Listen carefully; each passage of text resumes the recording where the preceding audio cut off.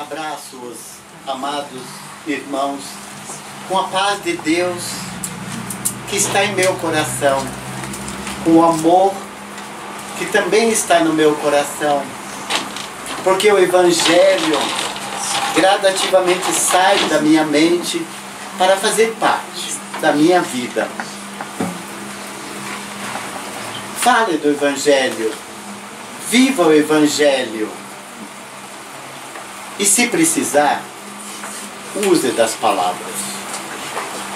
Belíssima frase de São Francisco. Pregar o Evangelho pelo exemplo, pelo amor, e se precisar de uma hora de usar do verbo, da palavra, que assim o façamos. Que frase linda, né? Que bem-aventurança nessa frase de São Francisco de Assis. Jesus, o mestre de amor, o mestre de luz, em algumas passagens do Evangelho, nos chama a atenção quando ele nos diz: tende bom ânimo, eu venci o mundo. Vou repetir, Jesus nos dizendo: tende bom ânimo, coragem, força, eu venci o mundo. E ele acrescenta em outro momento: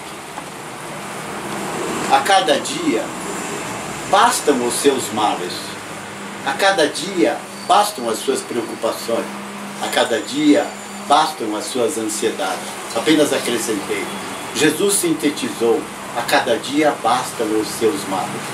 E tende bom ânimo é exatamente o que motiva na tarde de hoje a esta palestra, que eu dei o título de Desânimo, a pior derrota. Quem de nós já não passou por momentos cruciais de dificuldades, de dores, de lutas? Quem de nós já não tomou também desse cálice amargo, desse fel que deram a Jesus, das dores do corpo físico, das preocupações e das ansiedades dentro do lar, com familiares doentes, familiares que partem, amigos que nos deixam momentaneamente na vestidura da carne e vão para outra dimensão e nos aguardam, mas que calcam em nós saudades, sentimentos, tristezas, e que essas tristezas, esses sentimentos diminuem o nosso ânimo, diminui o nosso entusiasmo. É curioso que a palavra entusiasmo, os gregos, há 2.300 anos e até mais, usavam a palavra entusiasmo com o sentido que eles queriam dizer, que é sopro de Deus, sopro divino. Que coisa linda, né? Entusiasmo, sopro divino, sopro de Deus. E quando você arrefece, diminui esse entusiasmo, você diminui esse sopro divino que nos entusiasma. Por isso que o tema é apropriado. Eu quisera abrir para o universo esse tema, porque muitas pessoas comentam: meu Deus, está tantas horas, eu estou aflito, estou angustiado. Brota em mim uma onda de tristeza. Vez por outra dizem assim: não sei porquê, mas de repente tem uma tristeza dentro de mim, não tem motivo aparente. Não estou falando de depressão, estou falando assim daquelas ondas que vão passando e que você de repente se sente envolvida nesse clima de tristeza, e aí você, muitas e muitas vezes, você se entrega. Aí você sabe que você aceitou, se entregou, passa a ser seu. Já dissemos muitas e muitas vezes que o pensamento que você aceita, ele passa a ser seu. Acredite nisso. Vem um pensamento, você aceita. Aceitar é quando você começa a fazer reflexão em cima daquele pensamento, pronto, você já alimentou. Então é preciso que, quando vierem pensamentos negativos, de desânimo, de tristeza, que você mude o pensamento. Olhe para o outro lado. Veja a vida de outra forma. Olhe para a natureza, para as árvores, para qualquer lugar.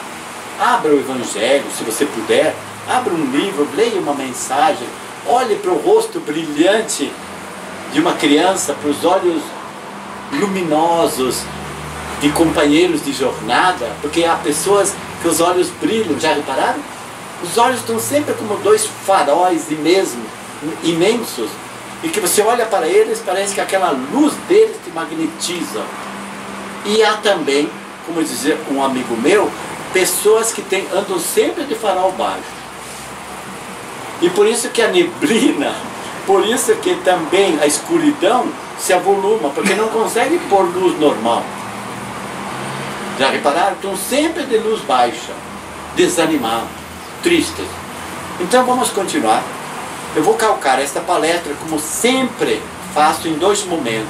Num primeiro momento mais profundo, mais técnico, para que vocês compreendam esta palavra desânimo, de onde ela vem, o que ela provoca, o que ela nos traz, e até há algumas receitas de bom ânimo para eliminar o desânimo.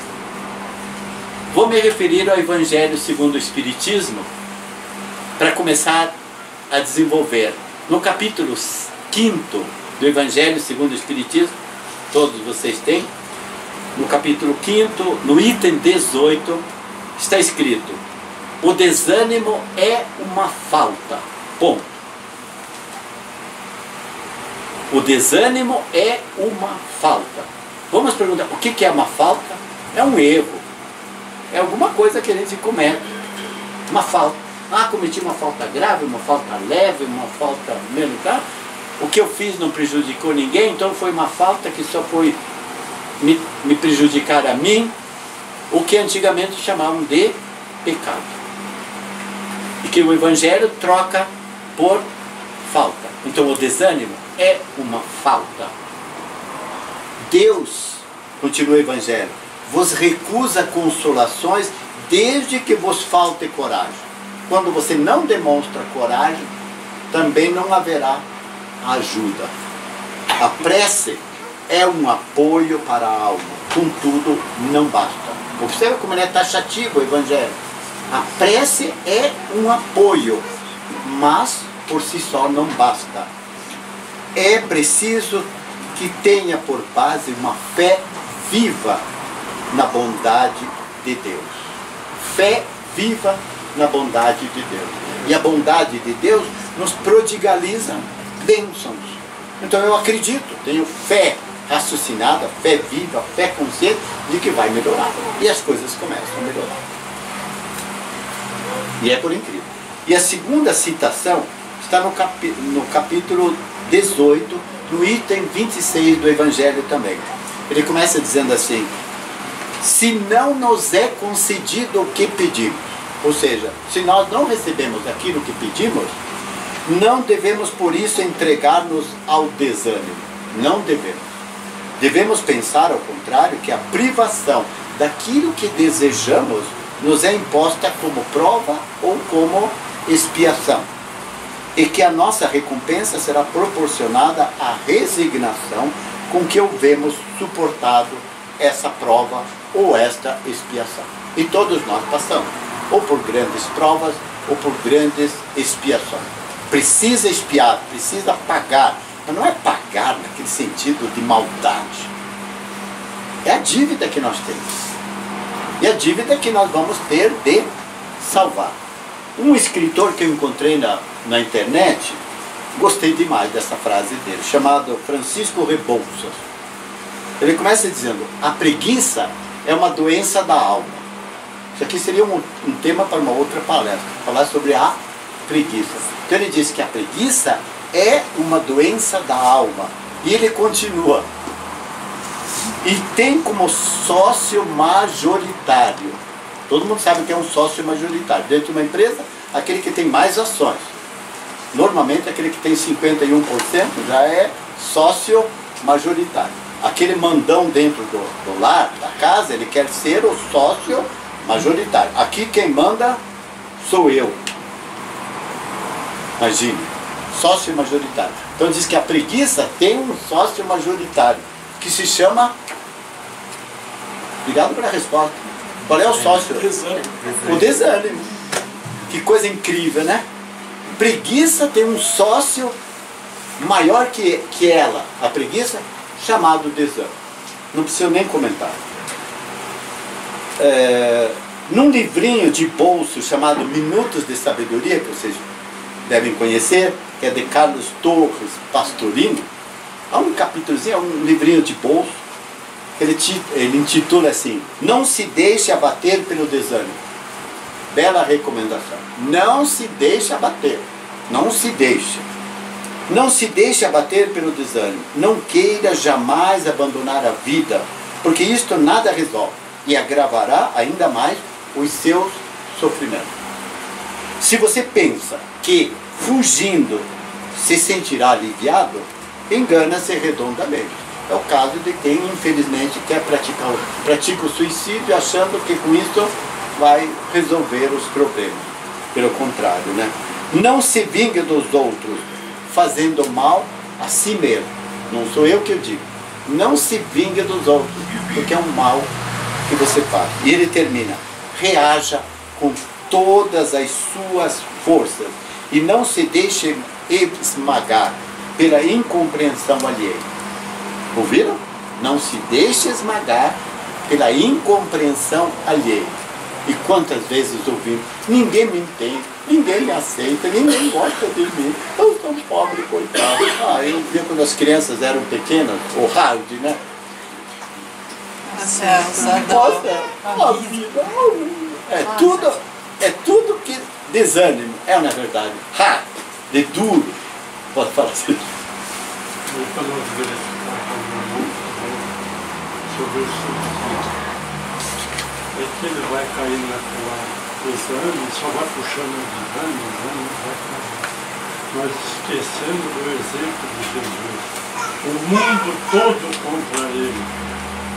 E ele ali firme, na hora, depois de tudo, ele perdoou, falou: eu venci o mundo. Não se entregou de Deus. Então ele veio para nos ensinar, nós até hoje. Obrigado, irmão. Ele quis dizer: Jesus é o nosso paladino, o nosso exemplo. Eu venci. Eu venci quando eles perdoai porque não sabem o que fazem. Então aquelas faltas alheias a nosso respeito é perdoar. Esquecer, deixar para lá. Vamos um pouquinho mais? Causas do desânimo. Encontrei isso no Momento Espírita. Tão bonito. O título é Renovação do Ânimo. O desânimo é inimigo sutil do ser humano. Instala-se a pouco e pouco, terminando por vencer as resistências morais que se sentem desestimuladas por falta de suporte emocional para a luta. Observe bem, falta de suporte emocional. Por isso que as nossas emoções frangalhadas também nos enfraquecem. São várias as causas do desânimo. Basicamente, poderíamos resumi-las em 3. Primeiro, as enfermidades orgânicas.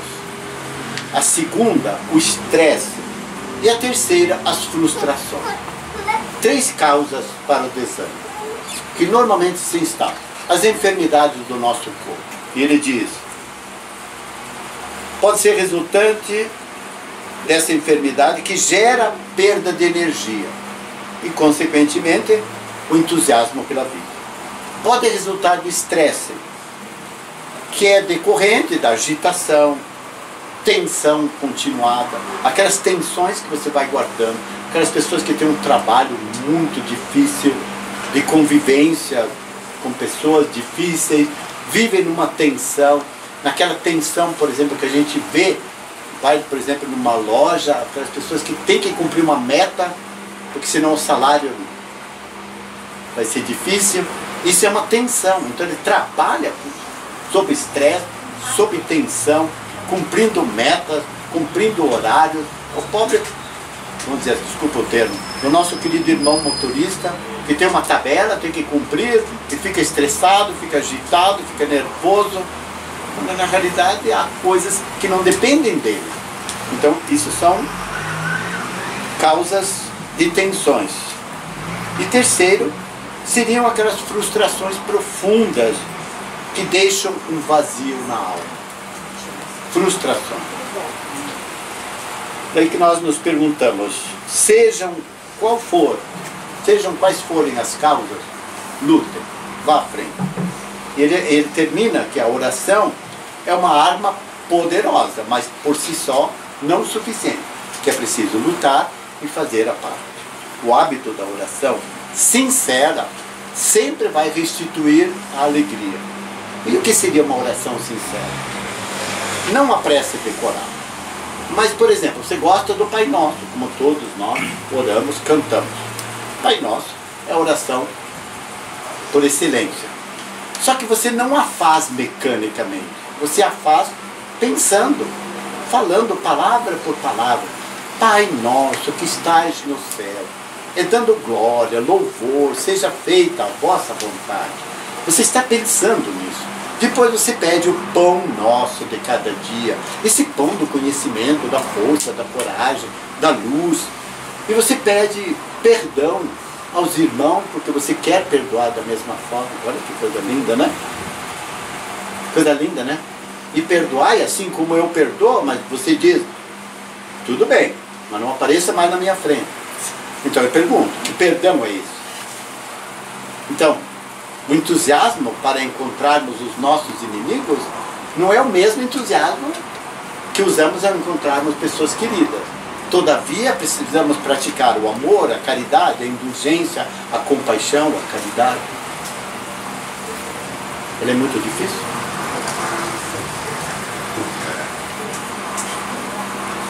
Vamos então para a receita. Vocês adoram receitas, né? Eu anotei aqui 6 receitinhas básicas para vencer o desânimo.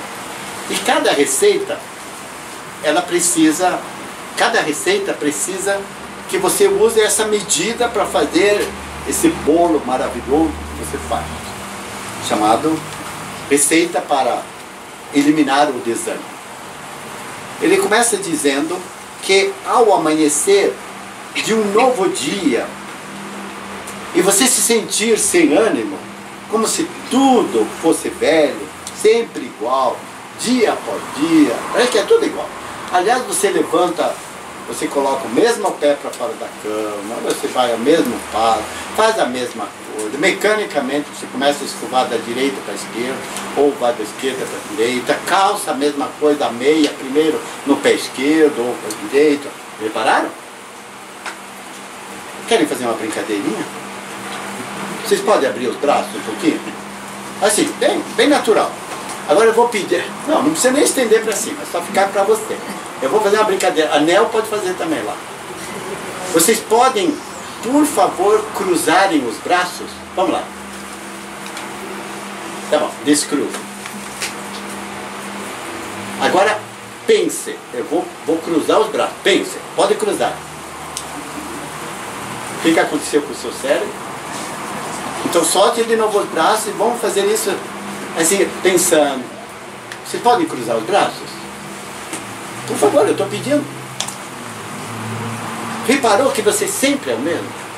E há pessoas que põem a mão direita, o braço direito sobre o esquerdo, e algumas pessoas fazem exatamente o contrário. E na hora que você fizer o contrário, o seu cérebro vai provocar uma reação.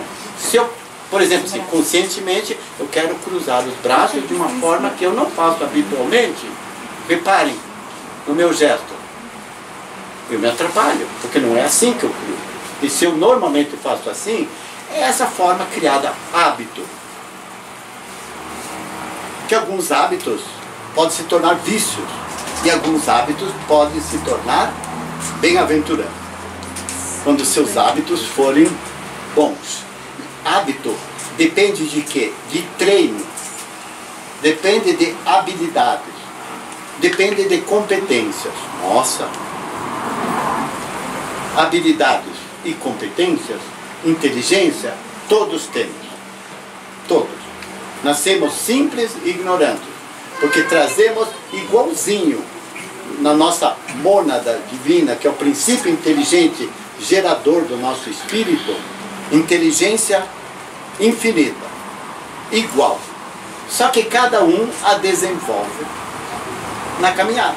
alguns que dizem assim: ah, segundo grau já está bom para mim, para que eu vou fazer faculdade? Outros já querem mais. Não, querem uma faculdade, outros querem mestrado, querem doutorado, outros querem pós-doutorado e fazem pós-doutorado a vida toda porque querem melhorar. E outros se acomodam porque, afinal de contas, para ser gari, hoje precisa o primeiro grau completo e talvez até o segundo grau completo. Vocês ouviram o que eu falei? Então as exigências começam, porque o mundo evolui, a nossa percepção e o nosso desenvolvimento também vai se desenvolver. Então nós podemos usar dessas estratégias para criar receitas. E antes de dar a primeira receita, eu queria ler uma frase aqui. Olhos que só carregam desânimo e por isto mesmo se cegam. Por isso que eu falei no começo, olhos de farol baixo, olhos que transcendem a nossa pouca luminosidade. E luz está aquilo que Jesus disse: o sol que brilha em vossa alma, o sol que brilha em vosso coração. Que sol é esse? Deus. É o reino de Deus, íncito dentro do nosso coração, igual para todos. E se Deus está no nosso coração, imagine a grandeza desse sol. Mas nós permitimos que os nossos olhos não brilhem. Então vem a primeira receita.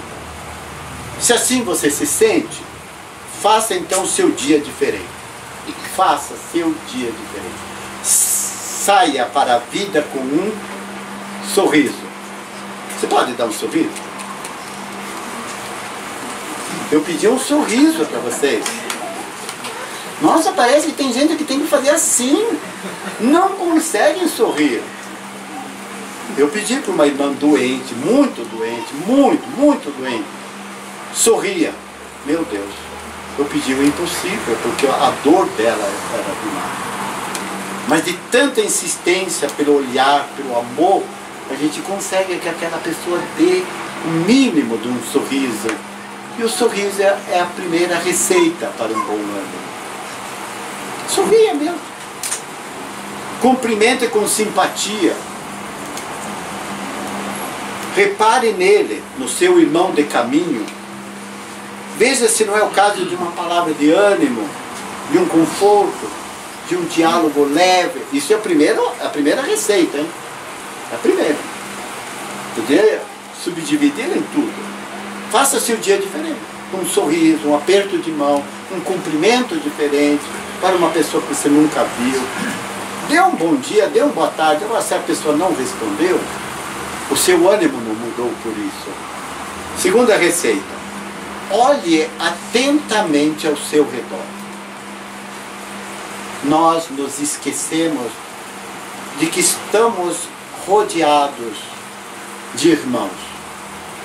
Fisicamente, como os nossos irmãos que já partiram também. Tantos que estão ao nosso derredor, nos envolvendo, caminhando conosco. Faça essa diferença. Olhe ao redor. Sinta que você, como ontem nós comentávamos com uma pessoa, mas eu sou só um grãozinho de areia.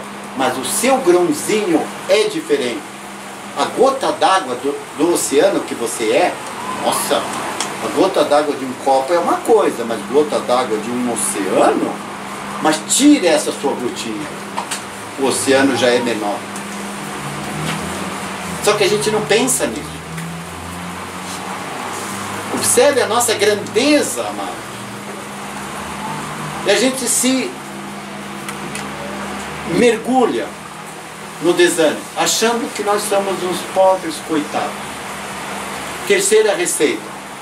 Trabalhe com afinco. Afinco significa trabalhe com denodo. Trabalhe com galhardia. Tá bom, traduza logo tudo isso. Obrigado, Lisa. Trabalhe com afinco, com coragem. Trabalhe com coragem. Coisa linda, né? Meu Deus. Não permita que nada te aconteça. Olhe tudo e a todos com olho de amor. É o que o irmão disse. Como que Jesus nos olharia? Olhos de condenação? Não. Ninguém te condenou, também eu não te condeno. Vá, vá. Continue sua vida, não tornes a errar. Quinta receita. Não permita que a negatividade tome conta de ti. Com firmeza recuse qualquer lembrança de dor, de mágoa. Ouviram o que eu falei? Recuse qualquer lembrança de dor, de mágoa. Isso é passado. Mas ele me magoou. Mas isso foi ontem. Isso foi passado. Hoje ele não está aqui para me magoar. Deixe para trás. Que bela receita, né? E a sexta. Acordarás sentindo-se bem. Abrirás a janela e sorrirás para o novo dia, independente do tempo que está lá fora. Mandei para algumas pessoas hoje, né? Uma mensagem, algumas pessoas receberam, né? Assim como você quer acordar, você acorda, você faz o seu dia, independente se está chovendo, tempestade, ou se está um dia de sol. É a mesma receita. Finalmente, nessa primeira parte, Divaldo Franco, num livro chamado Espírito e Vida, por Joana D'Angelo. É lindo esse livro, Espírito e Vida. Maravilhoso. Ele tem um capítulozinho que fala sobre o desânimo. Ele começa dizendo assim: desânimo insidioso, de fácil propagação, tem caráter pandêmico. Vou repetir: insidioso, de fácil propagação, tem caráter pandêmico. Vamos traduzir? Insidioso nada significa mais do que enganador, traiçoeiro. Insidioso é o desânimo, porque ele é traiçoeiro, ele é sutil. E a comparação que está aqui no livro é como uma virose, um vírus que está no ar, e ele contamina, toma conta do corpo físico daqueles que estão fragilizados. Toma conta. Isso. Toma conta da alma quando está arrefecida, sem coragem. Toma conta da mente quando a nossa mente está destrambelhada, ou seja, vive com preocupações, com agitação. Então esta é a hora de você não permitir. Só combatemos viroses normalmente quando são severas com antibióticos. E chega uma hora que os antibióticos já começam a se enfraquecer.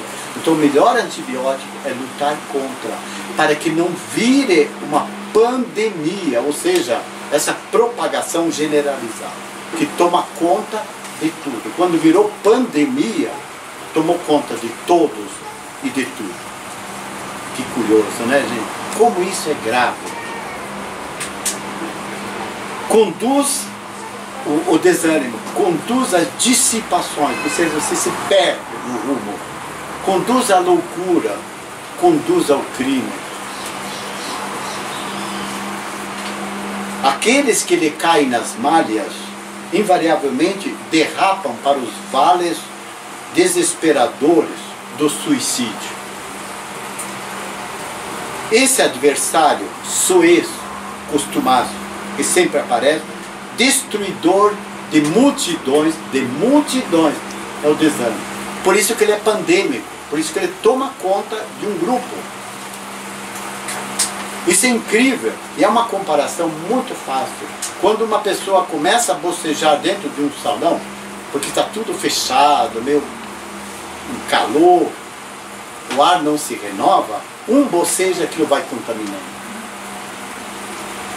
Da mesma forma, um pensamento bom, uma energia positiva de um, ele vai se espalhando, vai irradiando. Começa sempre para frente, para trás, para os lados. Você irradia, o outro irradia. Então virou uma pandemia do bem, propagação do bem. Coisa boa, né? Aí ele diz assim, taxativamente, prossegue caminhando. Primeira receita: eleve o padrão mental, mude essa onda vibratória. O seu padrão é o que direciona a sua conduta. O que seria padrão mental? é como você pensa. É a onda dos seus pensamentos. Ele é randômico, ou seja, o pensamento vai, volta, vai passando. Você aproveitou, ele passou. Então você deve mudar esse padrão por pensamento bom. Acontece alguma coisa? Diga a palavra. Deus. Jesus. Uma simples palavra. É um clamor. Força, meu Pai. Dê-me a força. Me ajude. Socorra-me. Observe que o padrão saiu daquela vibração contaminada do mal para um padrão diferente. Ou aquela pessoa que te xinga e você diz assim, vá com Deus, Deus te abençoe, continue com calma, com tranquilidade, tudo vai mudar. Observe, o seu padrão mudou. Primeiro. Segunda, expulse o tóxico letal do desânimo. Letal é o que mata. Ele é uma virose, então expulse. Não doe mais, não é seu. Terceiro, reaja com todas as forças da sua alma, com todas as forças da sua mente. E ela diz aqui que para você não possibilitar horas vazias.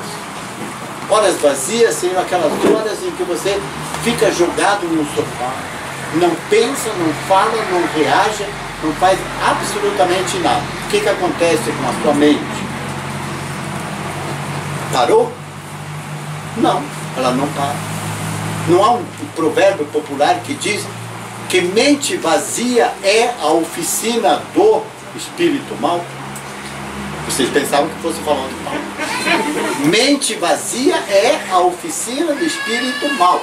Porque eles tomam conta. Você não se ocupa, alguém ocupa. Mexa suas mãos, mexa seu corpo. Vá lavar louça, que você nunca faz.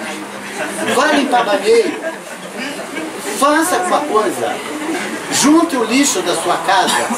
Eu só falei coisas boas, né? Meu Deus, passe pano na casa. Vá tirar os excrementos dos animaizinhos que você tem na sua casa. Não os deixe acumular na grama, na calçada. Faça isso. Ocupe-se. Aí você põe a mão assim. Não importa, mas você está fazendo. Quando você termina, vai ver tudo limpo, bonito. As visitas vão embora. Você não permitiu que lavassem a louça. Vá lá, vá para a pia, lave aquela louça. Mas eu estou muito cansado, eu estou alto. Lave.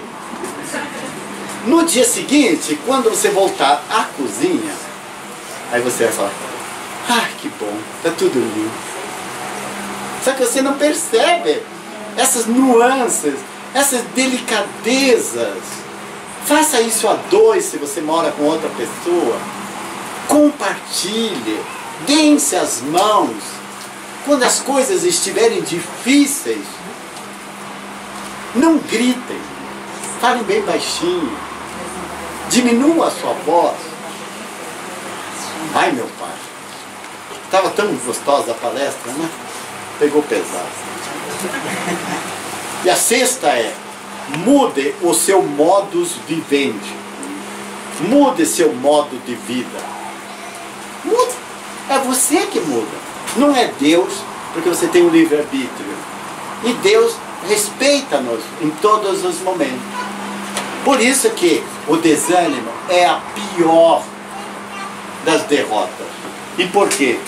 Porque o desânimo pode ser definido como falta de alma, falta de entusiasmo, falta de motivação. Desânimo é falta de alma. Falta de alma.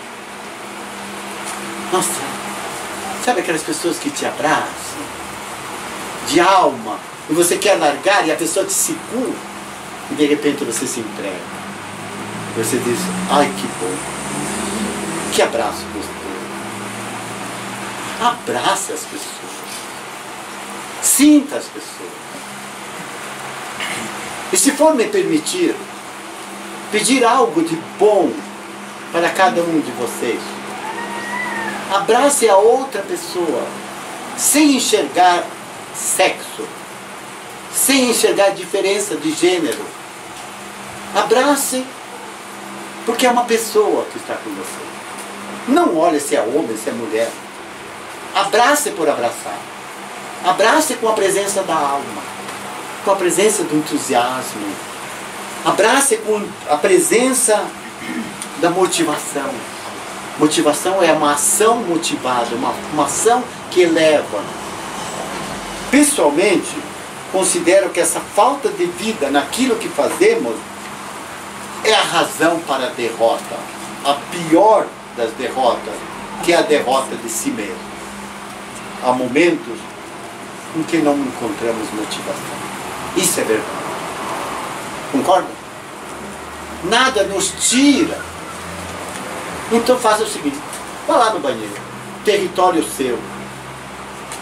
Sente no vaso, chore, deságue, dê descarga, vá para o banho, deixe aquela água cair. Eu já falei milhões de vezes, meus amados, daria o prêmio Nobel para quem inventou o chuveiro. Porque quem inventou o chuveiro não colocou o chuveiro de baixo para cima, ele colocou no alto, assim como a luz.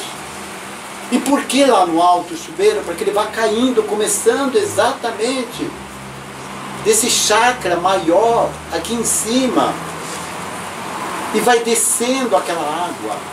Faça aquela água colorida, da cor que você mais gosta. Qualquer cor. Deixa aquela água colorida. Fazendo uma propaganda, tem até chuveiro, não vou falar marca, que fazem cromoterapia. Você troca a cor, só apertar dá a água, cor diferente, é um pouquinho caro, mas quando você não tiver dinheiro, faça a sua água conforme a sua mente. Deixe que lave seu corpo físico, deixe que vá descendo, e aquela água vai cair aonde? Obrigado pela resposta.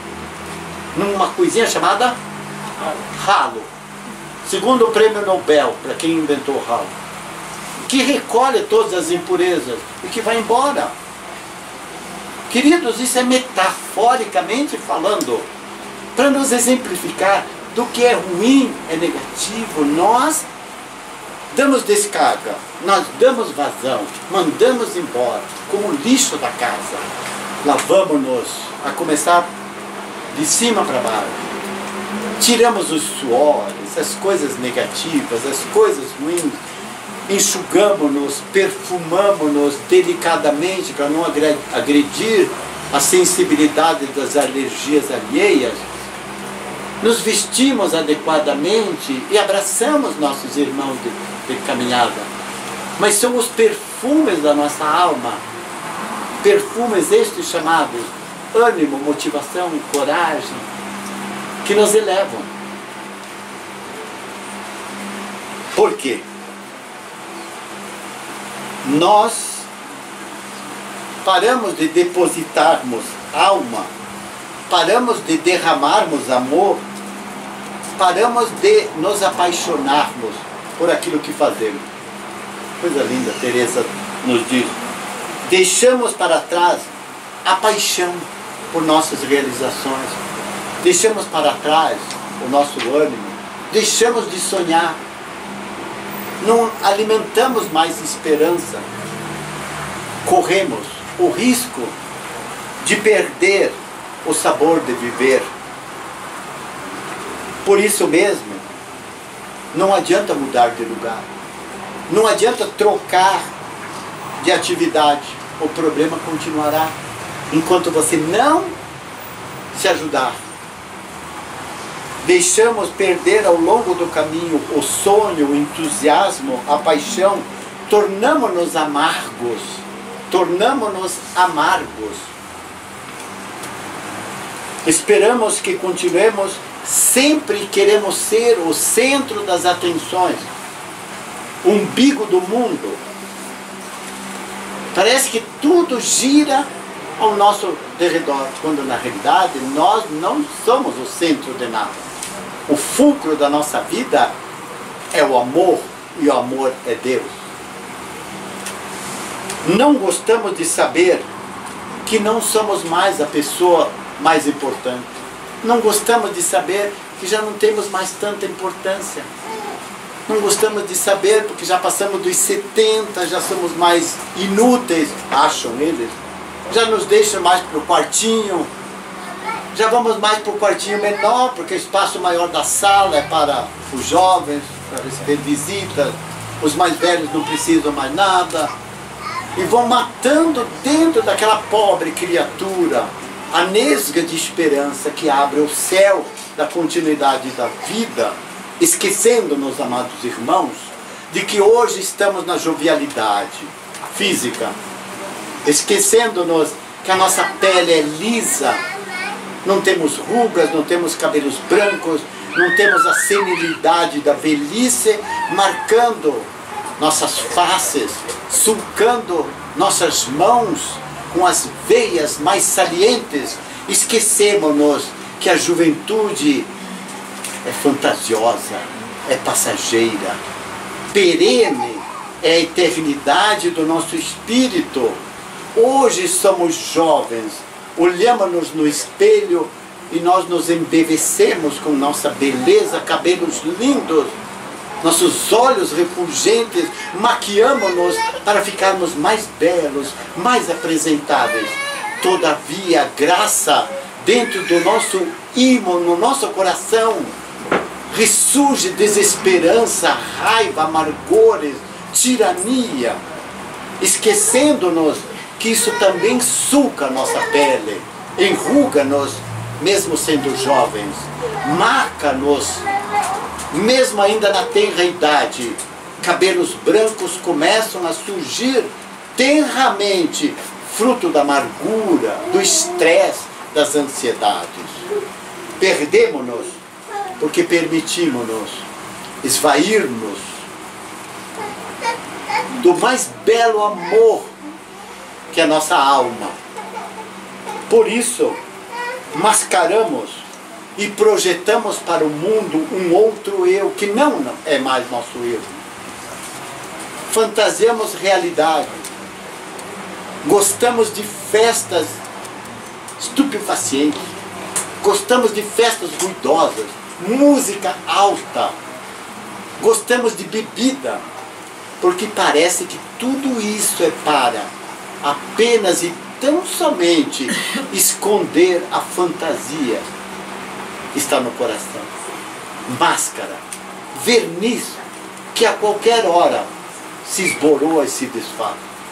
E aí surge novamente o desânimo, em forma de fracasso pessoal, em forma de escassez de motivação, em forma da perda do foco da vida, esquecendo-nos de que precisamos nos apaixonar todos os dias pela vida, pelas pessoas, fazer a vida estuar em nós. Quando eu chegar aos 98 anos com pouca vitalidade física, mas terei a vitalidade do meu espírito que é eterno, orando pelos outros, balbuciando serenamente palavras de ternura e de amor, não culpando os outros, não reclamando da minha vida longa, cansativa, amargurada, cheia de sofrimento. Pelo contrário, a pouco e pouco me engrandecerei pela eloquência do amor, que é a bênção de Deus a vicejar dentro da minha alma.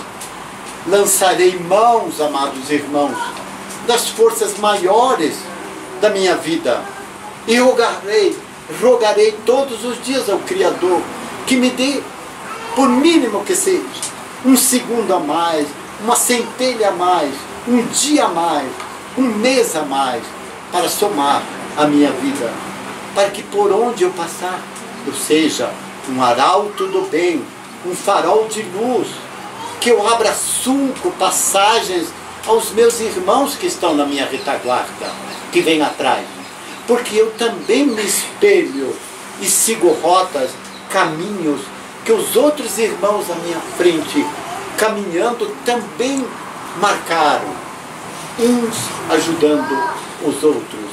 O meu ânimo ajudando o ânimo do meu próximo.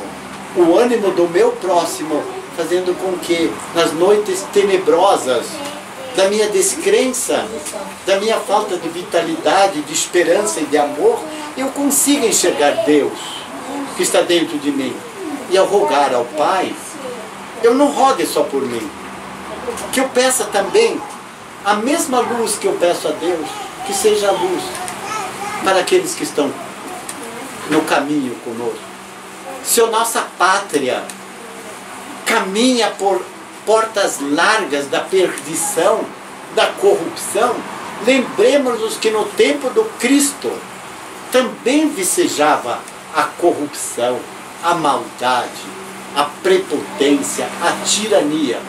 Passados mais de 2000 anos, precisa o Mestre repetidamente, reiteradamente nos dizer: tende bom ânimo, espelhem-se, ou seja, sigam a minha vida conforme eu a vivi, testemunhando que as ofensas, as amarguras que me jogarem não me atingirão, porque eu já consegui dissolver, neutralizar, inutilizar todo o mal que estava dentro de mim.